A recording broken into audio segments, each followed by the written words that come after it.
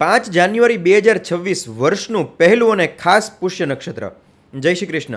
5 જાન્યુઆરી 2026ને સોમવારે છે આ વર્ષનું પહેલું પુષ્ય નક્ષત્ર. આમ તો આ પુષ્ય નક્ષત્રની શરૂઆત રવિવારે બપોરે 3:30 વાગ્યાથી જ થાય છે, તો પણ આ રવિ પુષ્ય નક્ષત્ર નહીં ગણાય. આમ તો આપણે જાણીએ જ છીએ કે આ દિવસે કરેલા ઉપાય ધન સમૃદ્ધિના તમામ રસ્તાઓ ખોલે છે અને ગમે એવા કઠિન કાર્યો પણ થવા લાગે છે.